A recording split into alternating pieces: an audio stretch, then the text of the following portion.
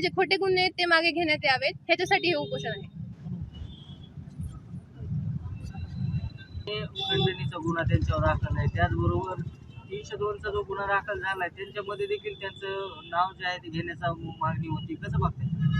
त्याची सविस्तर चर्चा सुरू आहे. त्याच्यावर कारवाई केली जाईल जर ते खरं असेल तर.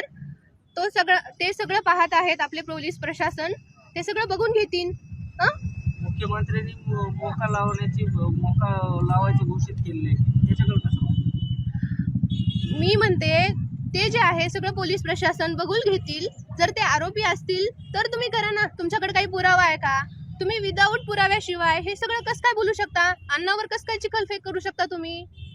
खरा हाच चेहरा आहे का अण्णांचा? हाच खरा चेहरा नाही अण्णांचा. अण्णानं खूप समाजकार्य केलेलं आहे, खूप भगिनींचं कल्याण केलंय. माझ्यासारख्या खूप साऱ्या भगिनी अण्णांसाठी आवाज उठवू इच्छिते, त्यांचं नेतृत्व करते मी. या उपोषणाचं नेमकं स्वरूप कसं असणार आहे? मी यातून माघार वगैरे घेणार, कसं स्वरूप कसं असेल? जोपर्यंत अण्णांवर खोटे गुन्हे दाखल करणाऱ्यांनी, अण्णांवर चिखलफेक करणाऱ्यांवर जोपर्यंत कारवाई केली जात नाही तोपर्यंत मी हे उपोषणातून माघार घेणार नाही. माझ्या उपोषणाचं स्वरूप असणार आहे, मी इथं उपोषण करते अन्न त्याग करून.